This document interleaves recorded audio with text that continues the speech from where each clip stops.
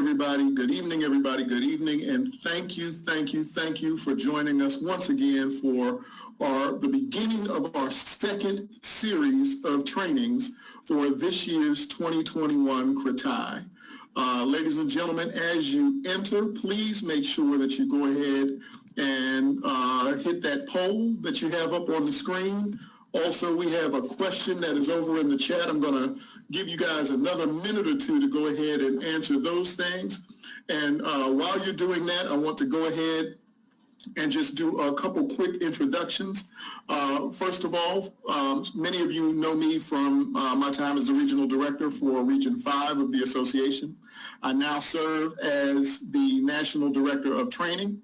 And in that role, I've been trying to, make sure that as a field team, we are giving you guys some training pieces that you can really go back and use. Things that, we want to move away from the panel discussions and those type things and really give you some nuts and bolts that you can take back to your branches right away and go ahead and make use of.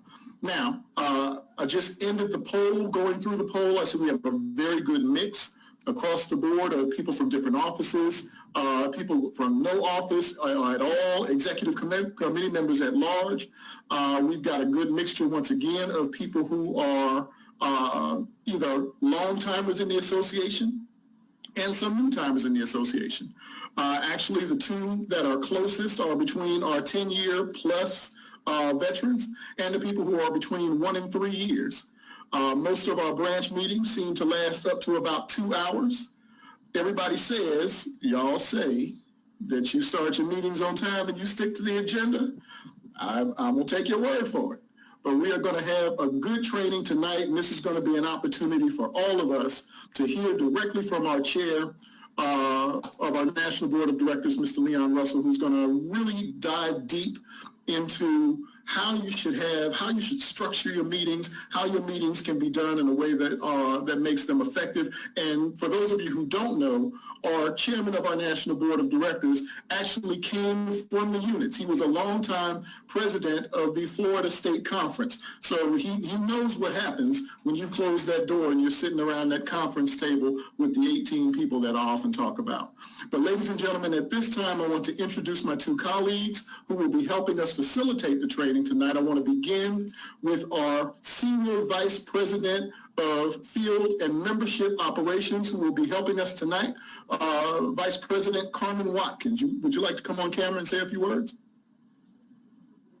I am answering questions in the background. I want to say welcome to everyone. I am extremely grateful that our chair took the time out to come and conduct this training. I think you're going to be excited about the additional trainings that will be coming your way over the next 4 weeks. So look out for the email announcing all of the trainings moving forward. But thanks to the chair for sharing his time this evening. And I don't want to take any other moment because I know he has a lot of information to share. Thanks, Kevin. All right. Next up, I'd like to introduce our Director of Governance, Mr. Quincy Bates. Quincy, would you like to come on and say a few words? Yep, awesome. Thanks, Kevin. Good afternoon, everyone. Thank you for joining us for today's training. My name is Quincy Bates. I currently serve as the Director of Governance and Engagement. I am excited that we have the opportunity to present this training tonight for Parliamentary Procedures. We received so many questions about how you should be conducting your meetings and things like that. So just a few housekeeping tips. Following this training series, you will receive copies of tonight's slides and the information that was provided tonight. So no worries, you don't have to contact us. We promise you we will get that information out to you so that you can have it after the series of trainings, not after tonight's training, but after the series of trainings. In addition to that, I will be in the question and answer box answering your questions. I'm going to curate a couple of those questions to answer live, just so that we can get some one-on-one feedback between the members and Chairman Russell. So if your question doesn't get answered in the box, I promise you it is going to be answered live. If it does not get answered live, then we're going to put all those questions together, provide it to Chairman so that he can give us his feedback and we'll get that information out there.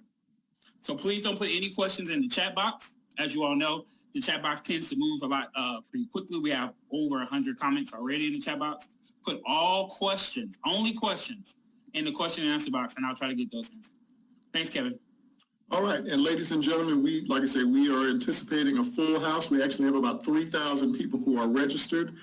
We've got over 1,500 who are in now, so more people will be coming. But without further ado, I want to turn the floor over to our chair of the National Board of Directors, Mr. Leon Russell. Good evening, NAACPers across the country. And thank you, Kevin. Thank you, Carmen. Thank you, Quincy, for assisting with this. Let me from the get-go tell you that we're not going to do a deep dive into Robert's Rules of Order or Parliamentary Procedure this evening. What I hope to do is talk about how to run a successful meeting, and from that, how to run a successful unit of the association. And I'm cognizant of the fact when I say unit, I mean state conferences, I mean branches, I mean youth councils, college chapters, prison branches, young adult councils, all of the units of the association. We want to talk about that this evening, but we want to do it in general terms. I will say from the get-go, if you believe that your unit needs a deep dive into parliamentary procedures, you need to look in your community and find a registered parliamentarian who can come to your unit and give your unit a workshop on specific parliamentary procedure. I don't think in the time that we have, we need to get into the weeds of how to make a motion, what a primary motion is, what a secondary motion is. We don't need to get into the weeds of those specific kinds of issues. What I want us to talk about is how to be effective and how to keep the organization running. But I want to begin this evening just by sort of focusing us, if you will, on the work that is before us. Anyone who has been paying attention understands that we're really in the middle of what I consider to be one of the most serious times for civil rights and social justice that this country has ever faced. And because of the threats to civil rights, to voting rights, because of the way that our participation in the system is being, or at least there are attempts to undermine our participation in our political and policy-making system, it is incumbent on all units of the association to be engaged, to be active, and to do so from your community level. You need to know what's going on with your city council, with your county government, with your state government, particularly at this point, your state legislatures. It's important for you to understand what's before them, and it's important for our state conferences in this particular time to actually do what they are responsible for, which is to coordinate the work of the several units in those state or state area conferences in order to deal with the issues that are confronting our communities. That's extremely important. If you look at the fact that 47 states have bills now that seek, and I don't care what they say, those bills are intended to suppress the Black vote and the brown vote and the youth vote. And in many instances, they are intended to suppress the votes of older persons. It's important that you understand that. It's also important for you to understand to some degree why this is occurring. And quite frankly, it's my opinion and the opinion of many who review this.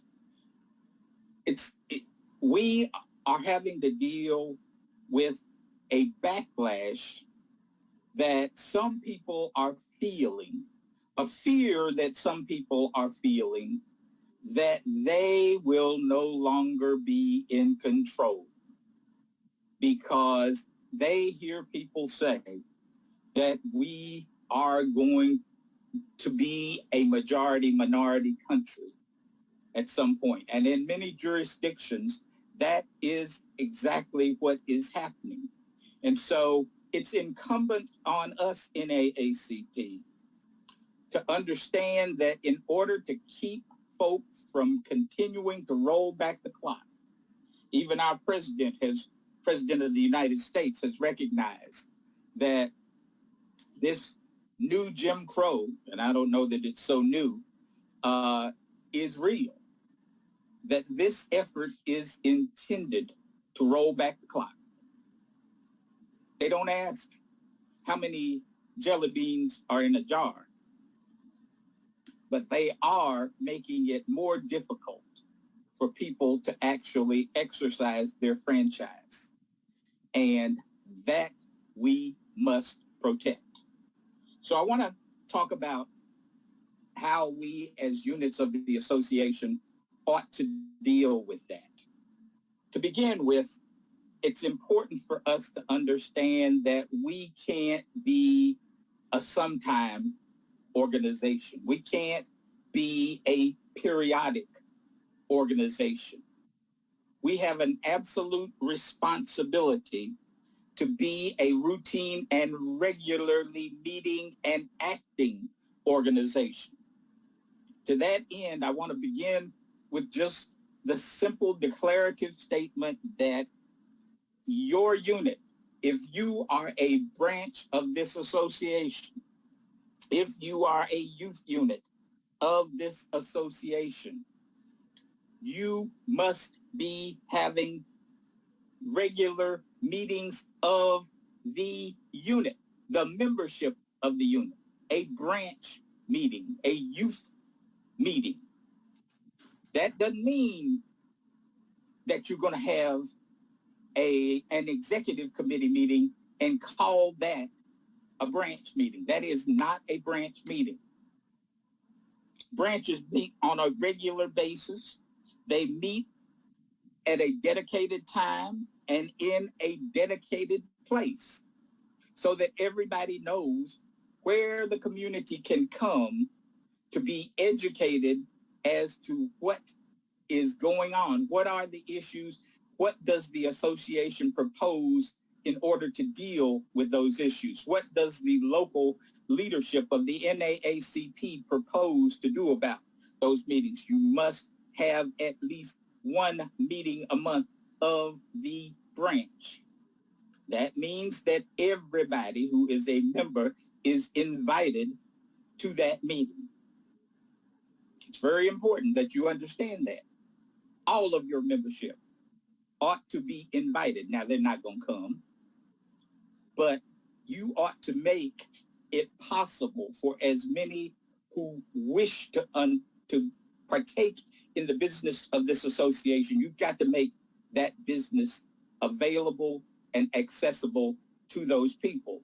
Now, to that end, one of the things that we should have picked up during this period of COVID is that we can do this. We can do this virtually. And in fact, I think it's measurable and it's very well recorded that virtual meetings have had better attendance than in-person meetings. So at that point, when we're able to get back to in-person meetings, you ought to consider continuing some form of virtual meeting. And let me be clear, we have not said based on what we see coming from the CDC and what we understand going on with COVID in many communities across this country, we have not said there is an all clear that units of this association ought to be getting back together in person. You ought not be putting together mixers and having places that meetings that can turn into super spreaders of what we know are new variants of the disease. So we haven't said that you're free to do that yet. But even when we do, you ought to include virtual meetings so that your community is fully aware of what's going on with the branch and what you are proposing to do in your branch. That's the first meeting that you have to have. You have to have a branch meeting every month.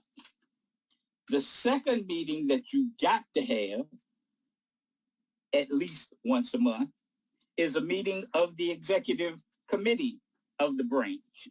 It's important that you understand that at least once a month, at such times and places as it may determine, the executive committee of your unit must meet. Now, the executive committee is where the actual work of the association gets done, where the business gets promulgated. The branch meeting, the branch membership meeting, is basically an informational meeting. It can include a program. It should include reports of all of the committees of the units and all of the officers of the unit. The program ought to consist of some element that is important for the people in your community to deal with at that time. It could be something that's taking place with the city council, something in the community that needs to be handled by the city. Could be something going on at the county level. Could be something going on within your school system. And so you could do a program that relates to what's going on in the community during that branch meeting. In the executive committee meeting, you don't do programs. You take on the business of the association. You're going to hear the report of officers. Yes. You're going to have proposals for action in that executive committee meeting.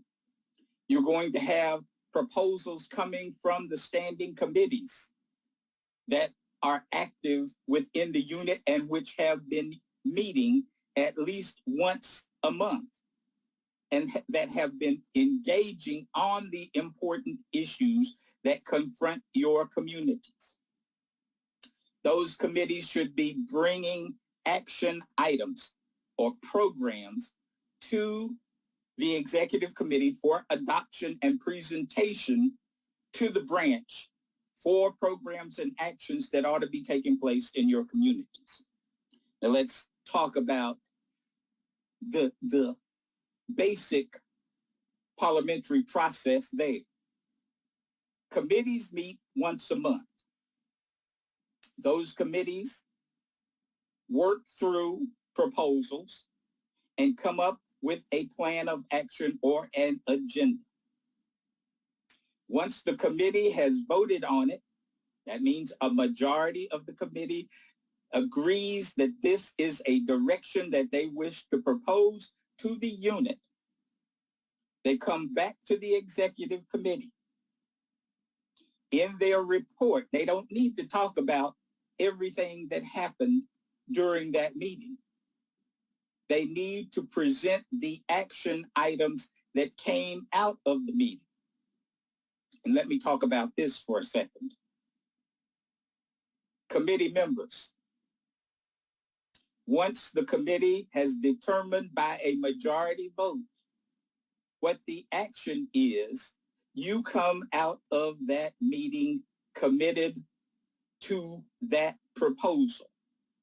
No committee member should leave a meeting of a committee, and when the committee makes its report to the executive committee, or in that matter, to the branch, no member of the committee should get up and speak against that.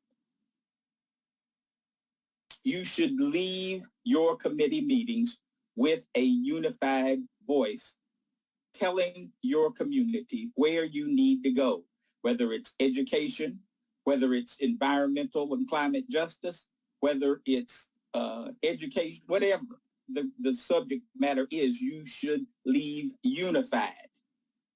Understand that what I want to do, and I recognize this with the board of directors, every meeting that we have, what I may want to do may not be what the body wants to do. But once we decide as a unit that that's what we do, then we support that action going forward. And that's what I need you to do coming out of your communities. And in fact, according to Roberts, a committee report, a committee recommendation for action does not require a second because it's been voted on by a committee and therefore automatically has support. So there does not need to be an expression of support when the committee reports to the executive committee. The motion should be taken up because there are persons there who have decided to do that. Now let's talk a little bit about state conferences. State conferences need to have meetings of the membership on a routine and regular basis as well. It can't be that in order to coordinate the work of the state conference and the various units within the state conference, that you can expect to have one meeting a year and think that your work is being coordinated. That's just not going to work. It's not going to work in this day and this time with the way that things move and the way that things act. And so the recommendation going forward ought to be that your state conference ought to be meeting at least on a quarterly basis. And again, when we get back to the full ability to meet in person, that's one thing to be considered. But at this point in time, the best way to do that is the virtual way, and you will get better participation if you do this virtually. The other side of that coin is that in order to be more effective, in order to cut down on the confusion in a state conference, the more you meet, the better off you are. And so with executive committees within the state conference, it is my recommendation that the executive committee of a state conference ought to meet at least monthly. Ought to meet at least monthly. Now let's talk about executive committees for a minute, because some folks appear to be under the considerable conclusion that only the officers make up an executive committee. But your bylaws require you not just to elect officers, you elect members at large and chairpersons of standing committees serve on an executive committee. Units are allowed to have up to 26 members of the executive committee. You ought to work on that. You ought to work on making sure that you are up to par and fully staffed in terms of your committees and your executive committee makeup, so that you're sure that you're walking in lockstep. You're sure that because you're meeting on a routine and regular basis, everybody is aware of what's going on in your state conference, your state area conference. It's important. You ought to come up with some form of communications that takes place between meetings. You can be an outstanding state conference where you see someone, the secretary or someone in the organization, sending out announcements on a routine and regular basis, letting folks know where you are, what's going on. The state conference is planning a mobilization at the state capitol on this day and this time. We're going to meet here. This is what we're going to do. You need to make that clear. You don't need to have some complicated system to do that. You just need to do it regularly and routinely, utilizing your officers, utilizing your committees to get that work done. What does a meeting look like? A meeting has an agenda. That agenda, usually in most NAACP meetings, we begin with an invocation. That's simply because we need all the help we can get. And we ought to start there, looking to a higher power. We move to the ascertainment of members present. We take a roll. We take a roll to see who's there. We read the minutes of the last meeting to determine what it was we did and what we said we would do. We hear a report of officers and reports of committees alerting us to the fact that we have done those things that were said needed to be done in the minutes, that we said were our program and our agenda. We update folks as to where we are with those issues. Then we take up any old business, that is business that we didn't finish in a previous meeting, and we take up those items that may be new business. Once we have done that, we move on. We move on. If we are in a branch meeting, we might have a program. If not, we're through. We've determined what we're going to do with the business that was presented in this meeting. We've adopted that and we move on. So those are important steps along the way that I believe you need to just think about and follow. Now, some of the areas that are most troublesome in every unit are those areas of finance. What do we do with the money? How do we deal with the money? Well, let me be quite clear on this particular issue. No branch or state conference can encumber the national NAACP with debt. Let me repeat that. No unit of the association has the authority to cause the National Association for the Advancement of Colored People to go into debt. Period. That is supreme law of the land. Within the units themselves, whether you are a state conference or a branch, you cannot incur indebtedness exceeding $300 per month in the aggregate. And in the aggregate means all together. All together.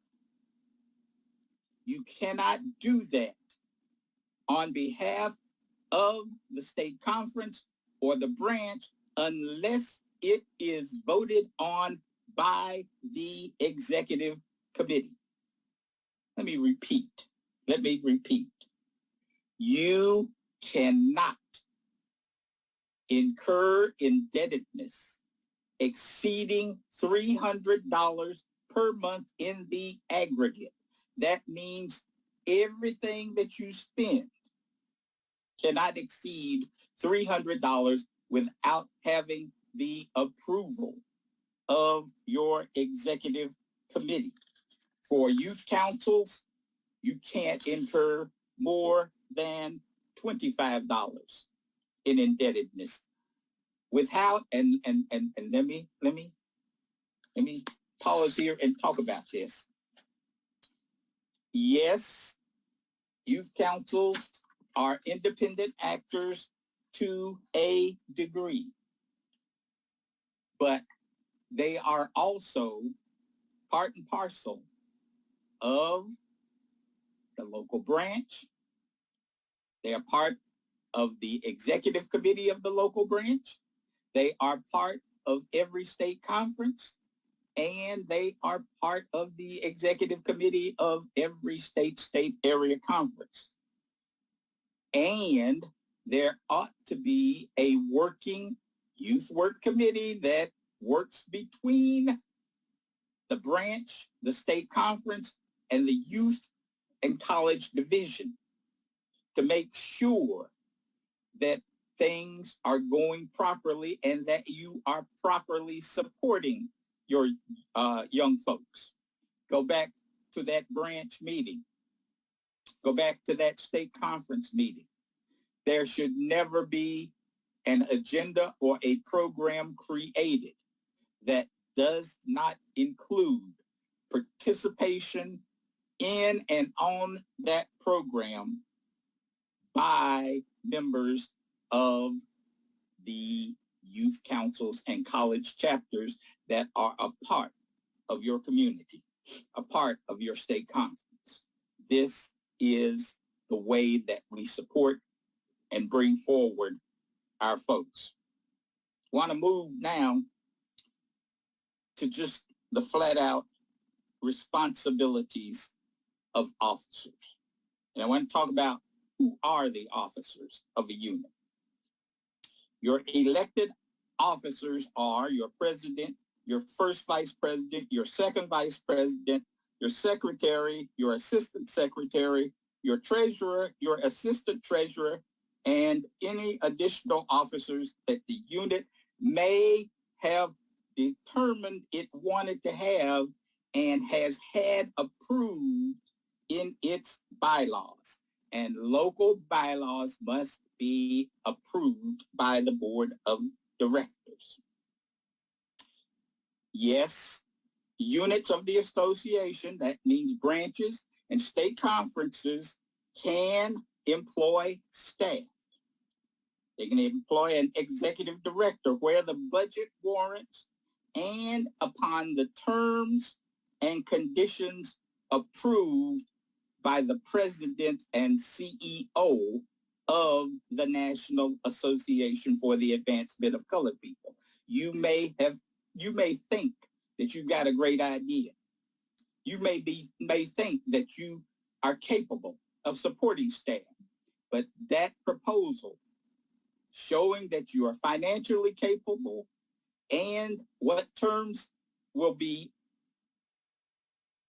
considered with that employment must be approved by the president and CEO of the association. Now listen to me clearly here. Executive directors or other staff shall not be members of the executive committee of the unit. Executive directors or other staff shall not be members of the executive committee of the unit. Mr. President cannot be the executive director. Mr. President, Madam Vice President, Madam Secretary cannot be staff of the association, or rather, staff can't be an officer of the unit. That needs to be clear in everyone's head. There are no exceptions. There are no exceptions to that rule. So I want you to take that to heart and remember it. I want you to think as we go forward about the role and the duties of officers of the association. And I want to be specific about this so that we understand where we are. The president presides at meetings of the NAACP unit as chair of the executive committee. Remember that line. The president appoints chairs and members of all committees not otherwise elected by the general membership or the executive committee of the NAACP unit, except the chair of the youth work committee of the branch or state area conference. Between meetings of the executive committee and the NAACP unit, the president exercises general executive authority on behalf of the NAACP unit, subject to ratification by the executive committee. Now let me stop there. The president acts between meetings of the executive committee, but any actions taken in that interim must be ratified by the executive committee at its next meeting. Another reason why there should be routine monthly meetings of your executive committee, no matter whether you're a branch or state conference or who you are. You should be having routine and regular meetings so that you can take up any actions that were conducted between your meetings and approve and move those. President countersigns all checks and properly supported requisitions for disbursements from the NAACP unit treasury. Countersigns. President does not own the checkbook. The president countersigns checks presented to him or her by the treasurer upon approval of the executive committee to expend the monies of the unit. The president serves as ex officio member of all committees, except in the case of the state area conferences, branch and prison branches, the nominating committee, and the election supervisory committee. You do not serve as a member of those committees. You don't direct those committees. You encourage and assist all committees in the development of their programs and the performance of their duties. It's your responsibility to make sure the committees are working, that you are encouraging them to do the work and giving them the opportunity to do that. You recommend to the executive committee the removal of any chairpersons or standing or special committee persons, not because you're just mad at them, you don't like them. The times that you are able to recommend removal is when there is inaction, no action by that person in their duty as a committee chair. They're not able. They've missed a number of meetings. Then you recommend. You just don't get mad at somebody and remove them or recommend removal. And Mr. Chair, if I could, there's one thing that I do want to add because this comes up from time to time. It says that you recommend to the executive committee the removal of a chairperson. The president does not have the authority to act unilaterally and remove a committee chair. Exactly. You are recommending again to the executive committee. I want you to notice that in most every one of these sections, there is approval or ratification of action required by the full executive committee. You need to remember that, and you need to act on that regularly. So we see those things going forward. Vice presidents in order. Number one, and this is something that I need you all to talk to each other about when you're nominating your friends and your neighbors to be vice presidents of your unit, your state conference, or whatever it is. You've got to say to those people, are you willing to perform the duties of the president in case of accident, absence, or disability?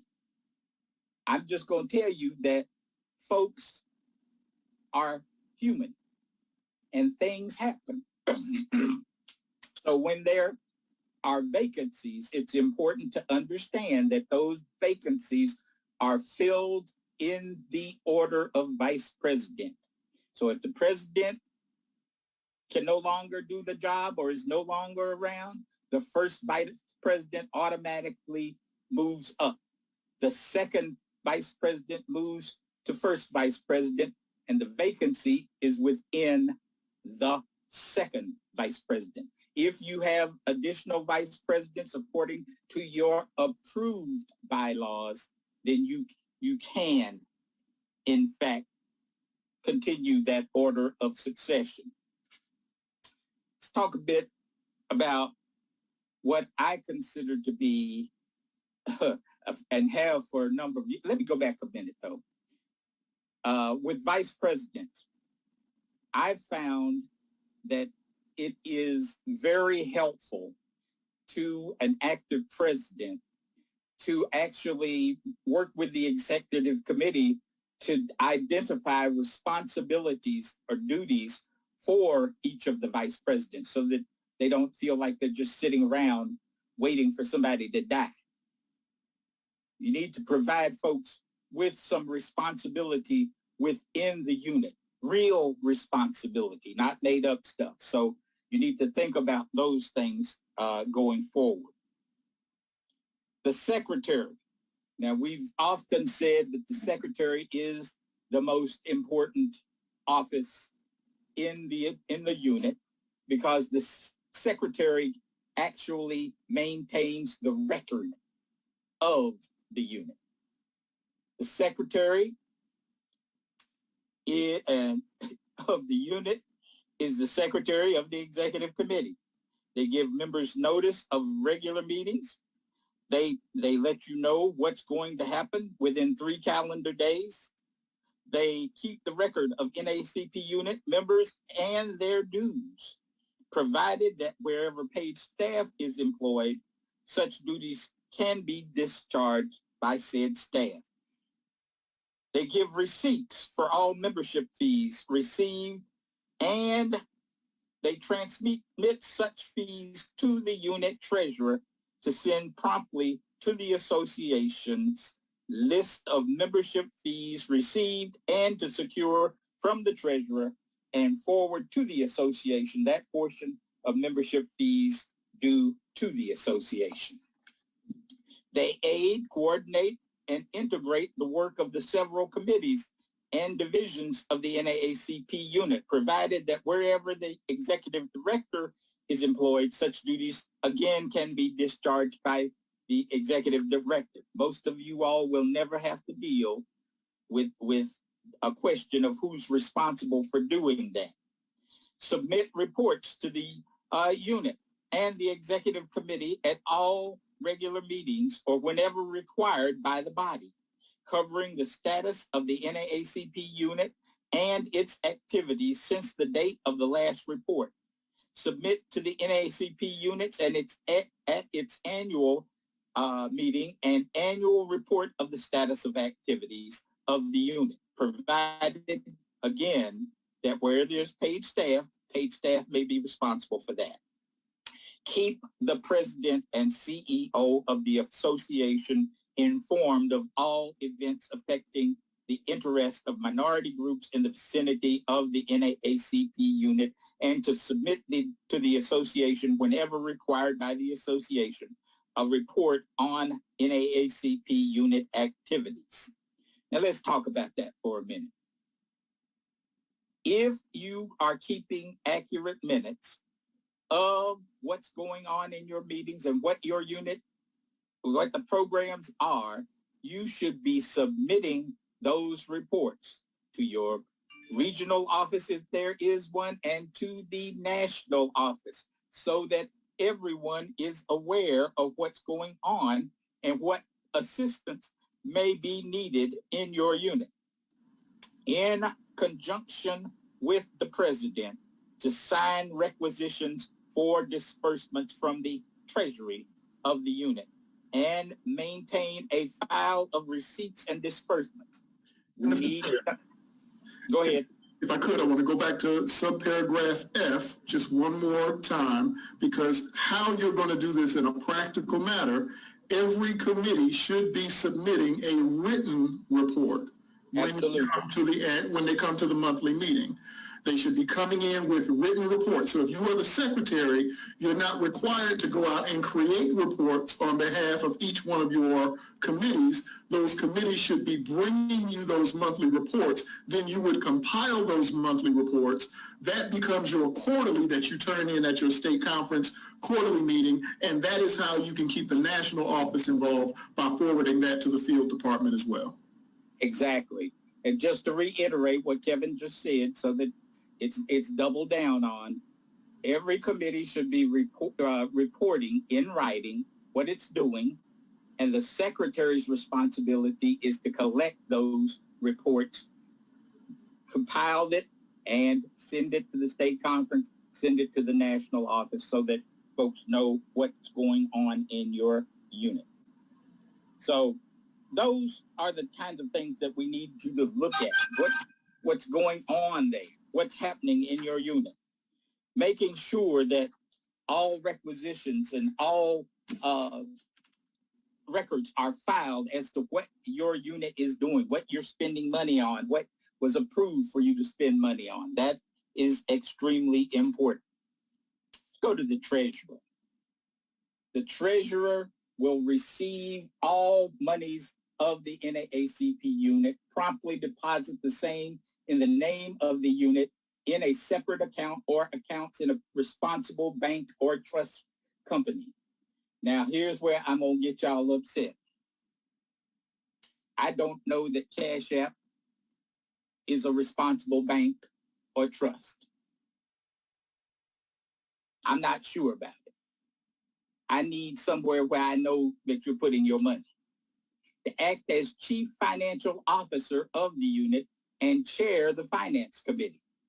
To make authorized disbursements upon requisition, signed by the secretary and countersigned by the president. That means that there's got to be a meeting where we sit down and we, according to the things that have been voted on by the executive committee, determine that we will expend funds of the unit for those purposes that have thereby been approved. Any requisition exceeding $100 or more in the case of branches, or $25 or more in the case of college chapters or youth councils, must be approved by the executive committee. Okay? Now you can make it small. The treasurer remits through the secretary to the association the proportion of membership fees to which the association is entitled, as hereinafter provided, within 15 calendar days of their receipt. Now, hopefully, Salesforce is making this process a little better.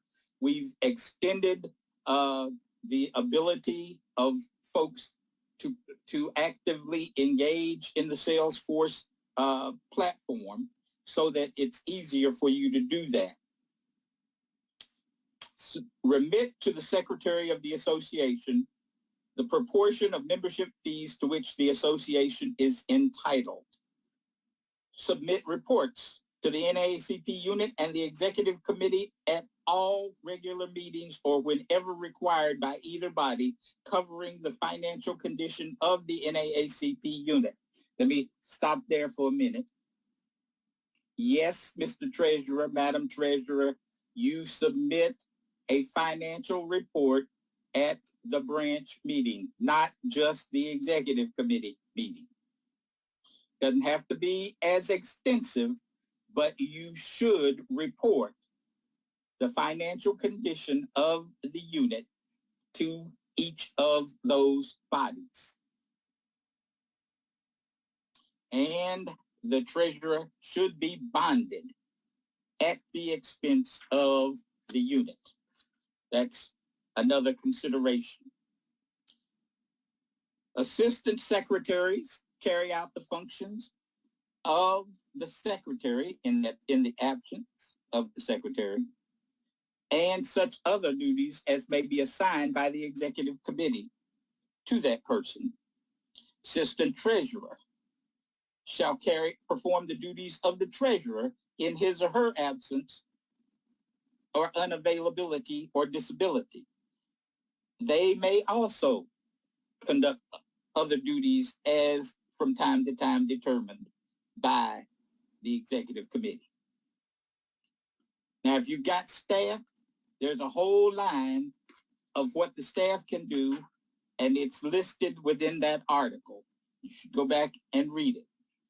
Now, the last point that I want to get to this evening, the most important point, is the responsibility of the executive committee.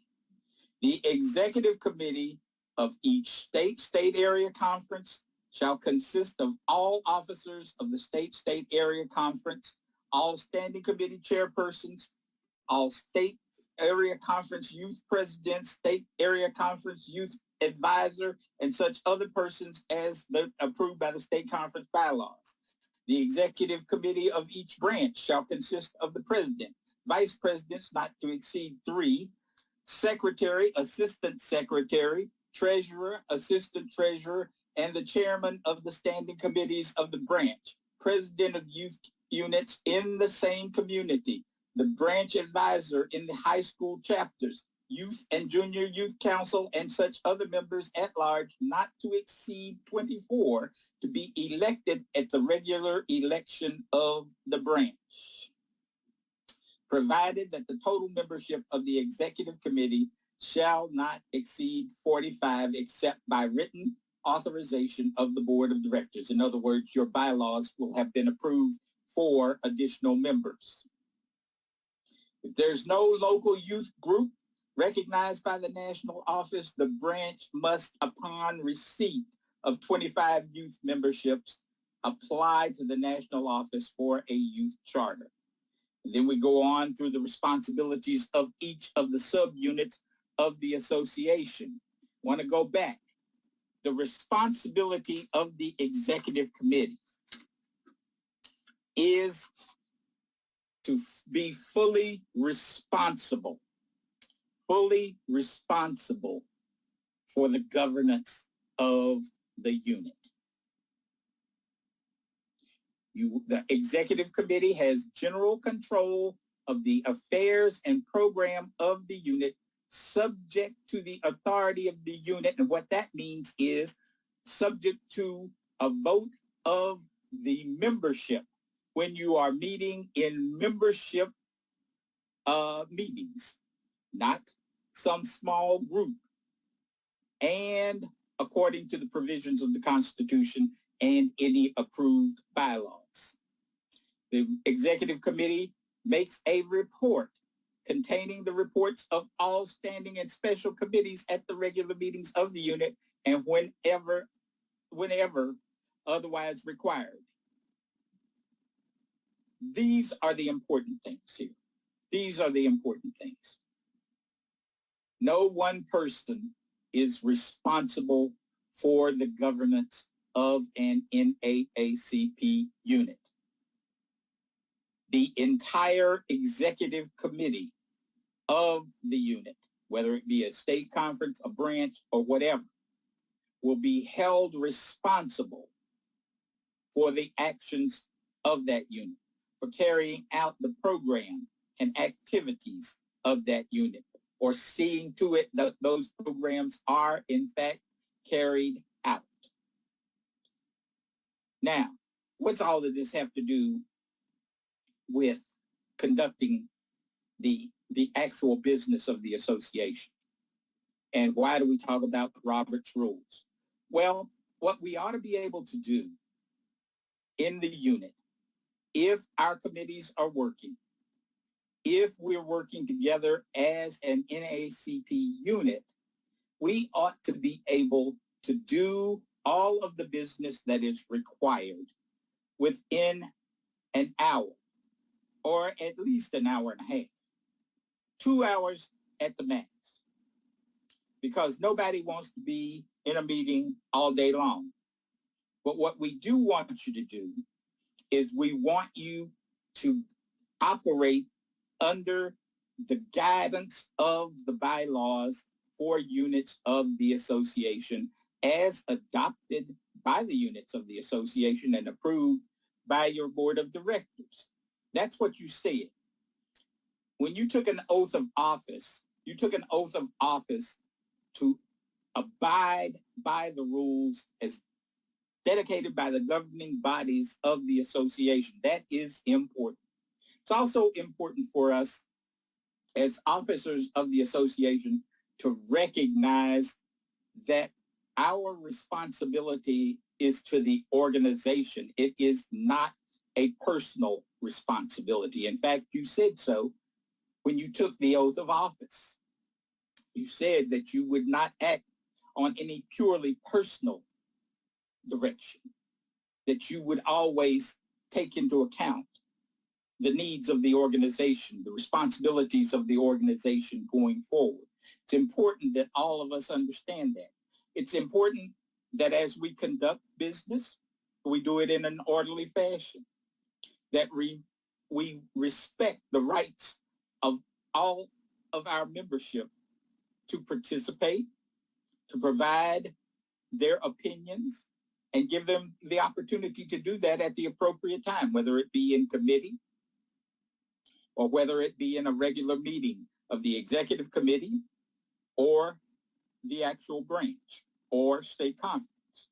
We give people the opportunity to do that. We can limit the amount of time that a person speaks to an issue, and we can require that people speak to the issues that are on the floor and before us and not be extraneous in their debate. But we should be courteous.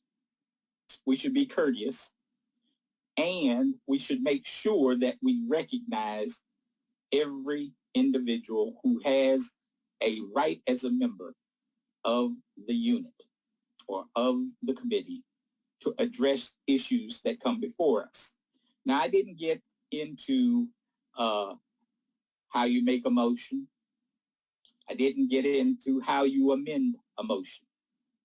Those are things that, as I said before, if you need that level of education, that's okay. Call a registered parliamentarian. You probably have at least one in your membership who would be happy to do that. But there are parliamentarians all over the country. Make sure that you don't use parliamentary procedure to jack up a meeting. I said it.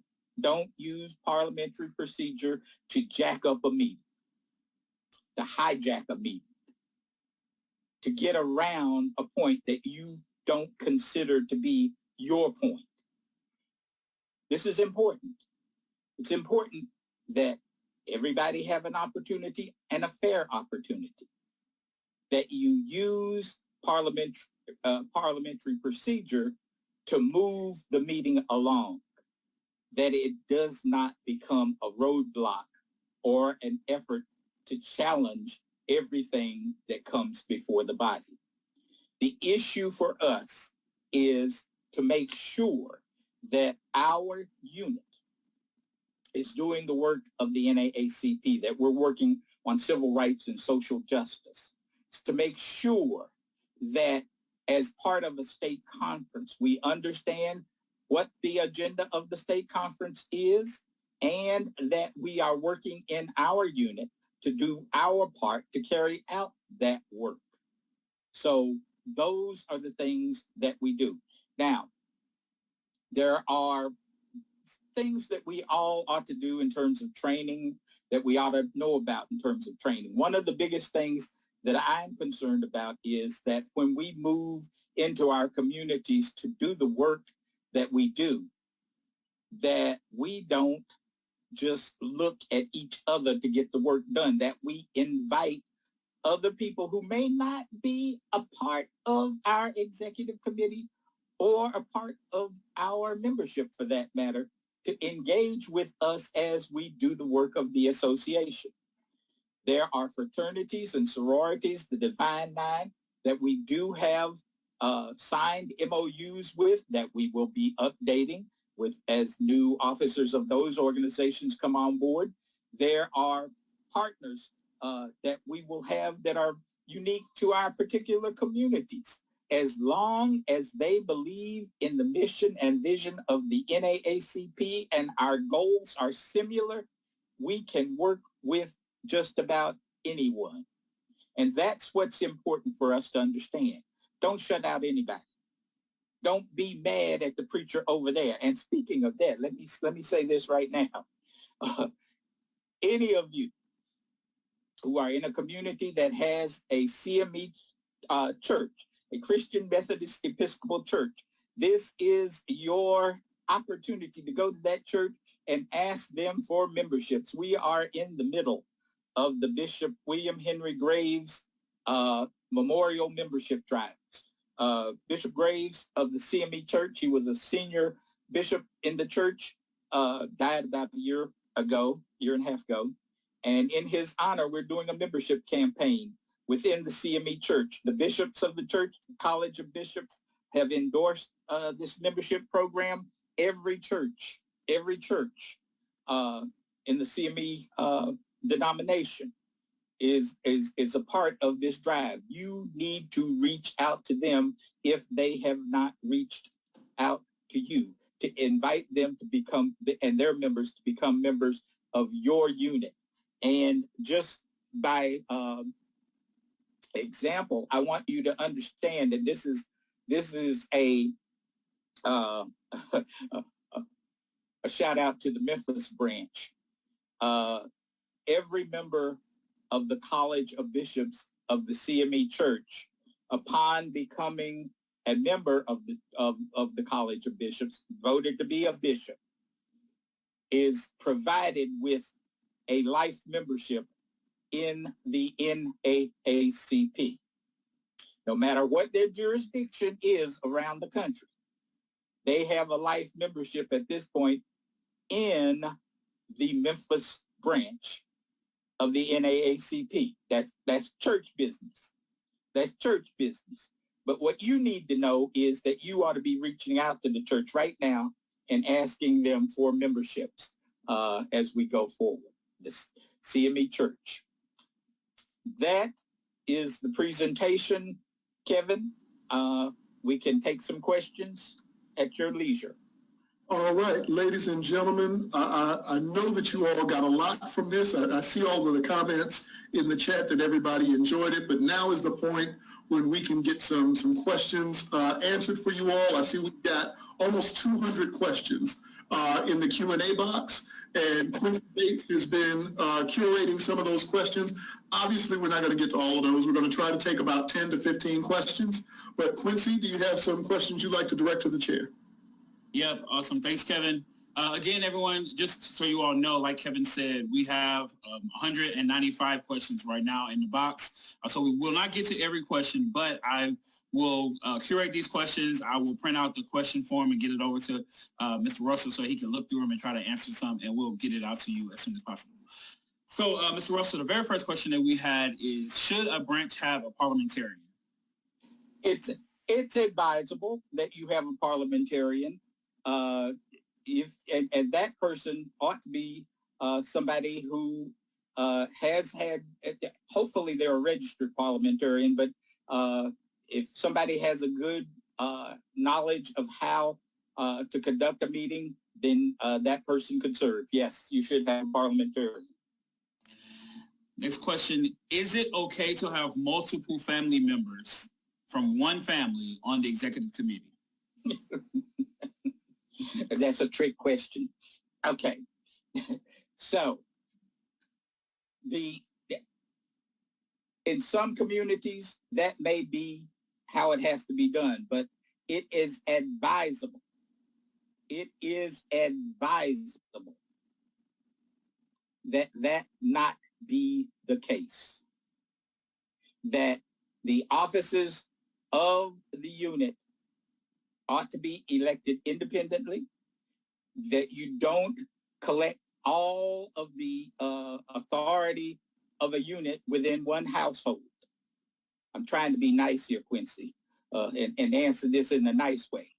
But no, we don't need the husband to be the president and the wife to be the first vice president and the daughter to be the treasurer. That ought not be the case. It's an invitation for even where people are absolutely above board and doing it perfectly, there will be challenges just because people will look at that and think that it's wrong. Awesome. Next question is, do you have to have a discussion before you make a motion, or once recognized by the chair, can your first words be, I want to make a motion? There should be a motion on the floor for discussion to ensue. There should be a subject on the floor for discussion to take place. Motion first, discussion after. We don't make speeches and then make motions. Next question is, when will the Constitution and bylaws be updated? Let's see. Kevin, when was the last one? Last year, year before? Last update was just in 2019, and that one was intended to be inclusive of all of the resolutions and things that had been passed up until that point. So I'm certain that we can get an answer for you when the next update will be. But the last revision is the 2019 Blue Book. Make sure that you don't look at the yellow book. You should have the Blue Book, which came out in 2019. Right, and I will say this about that. Don't assume that we update the Constitution and bylaws every year. We do try to include updates of the actions that are adopted by the convention and approved by the board periodically to make sure that we're updating those things. But we don't do massive bylaws revisions. We don't do a constitutional revision every year. Awesome. Next question. Can you explain the difference between unfinished business and old business? They're the same thing.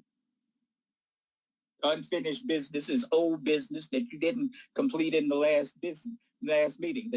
There's either unfinished or old business, and then there is new business that has not come before the body previously. Awesome. Next question. How are committee chairs selected by the president? Well, now everybody does it a little bit differently, but in general, the president ought to look out for at least expertise or interest in the committee's subject matter. So if you're looking for an education chairperson, you look for somebody who is active in the education arena or who has an active interest in education. Likewise, you look for the Climate Justice Committee person to be interested in climate justice and participating in climate justice activities so that that person has a knowledge of the subject matter of the committee. So that's the way the president ought to look. for committee chairs.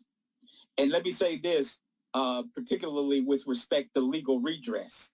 It's always nice to have a lawyer if you got it. If there's somebody available to do legal redress, not to represent people in their capacity as an attorney, but to chair the legal redress committee, that's fine. But a non-attorney can chair that committee as well.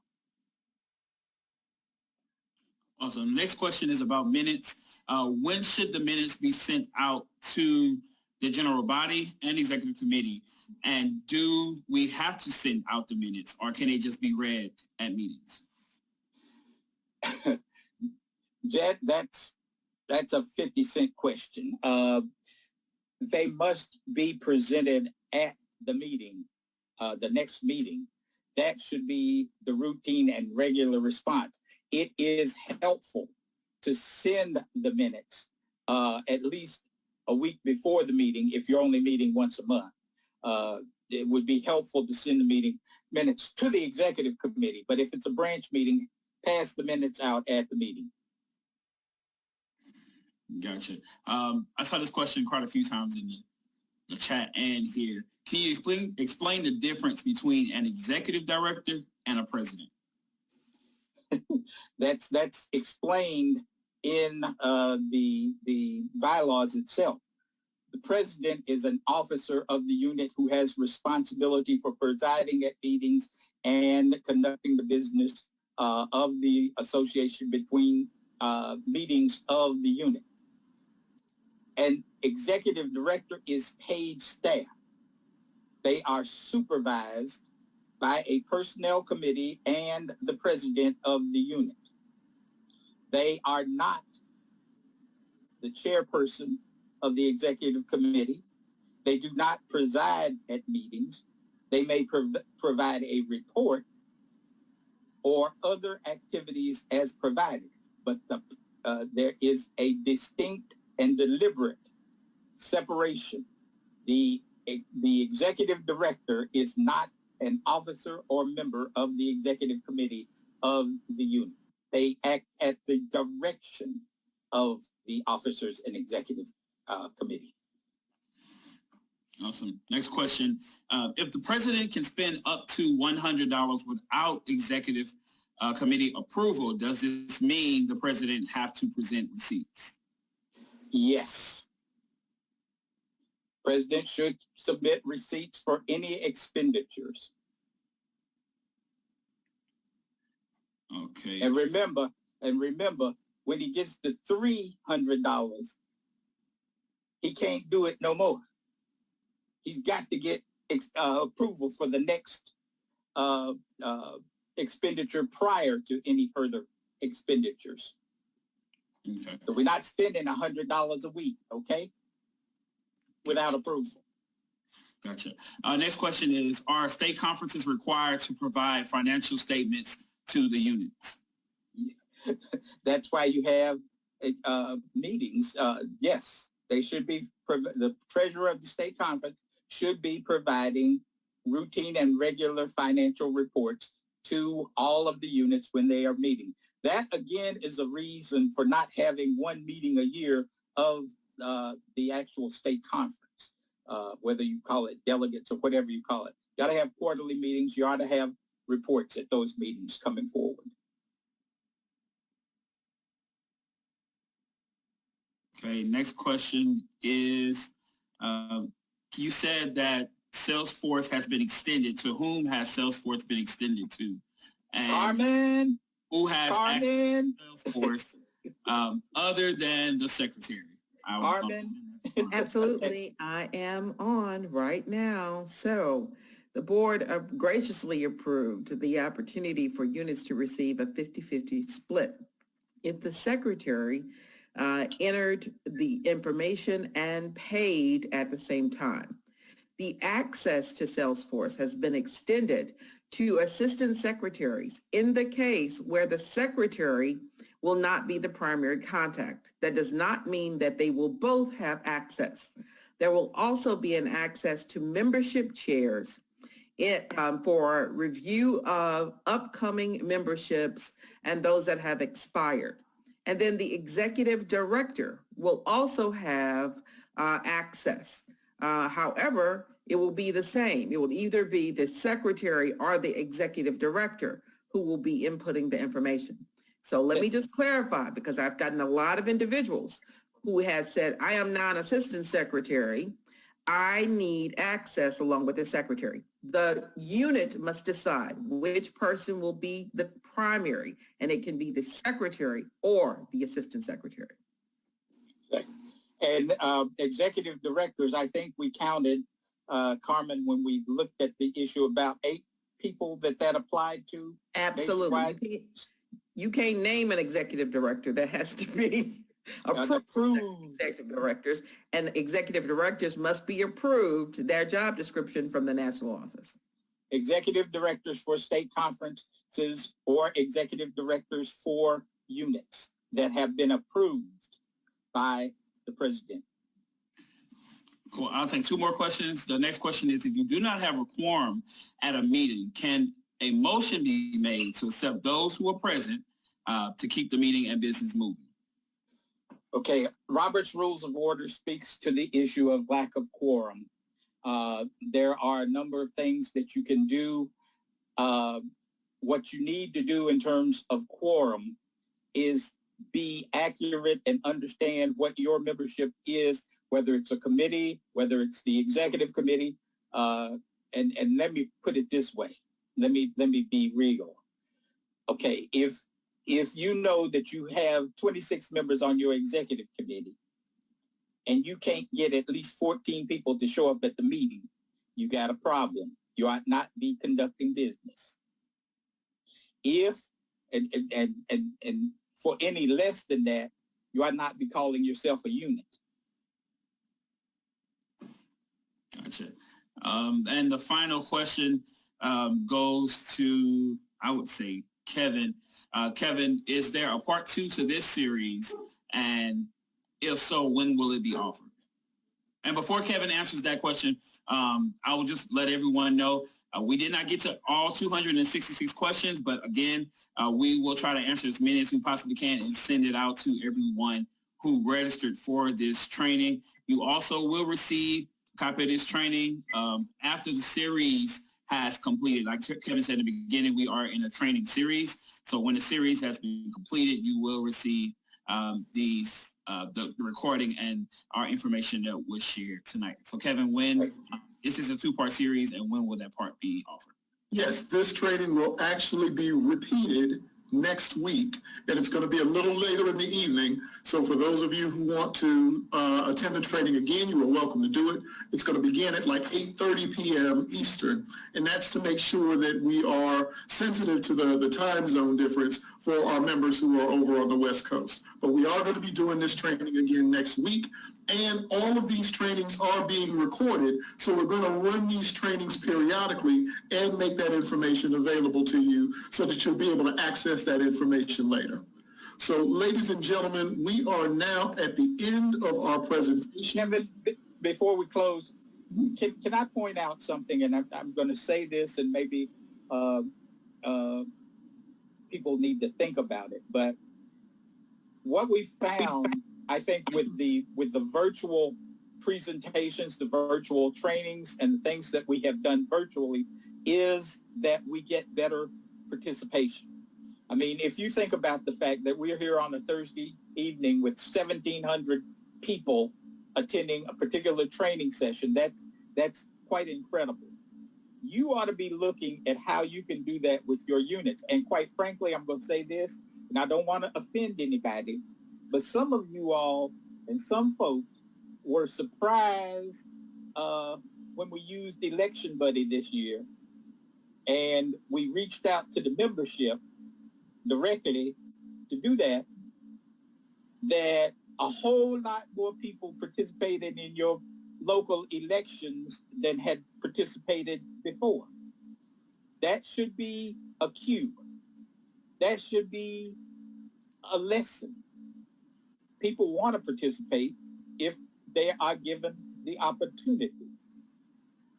That means y'all need to stop having 49, 50 members and make your units available and accessible to your full communities, because you would be shocked at what you can accomplish when you engage as many people as possible.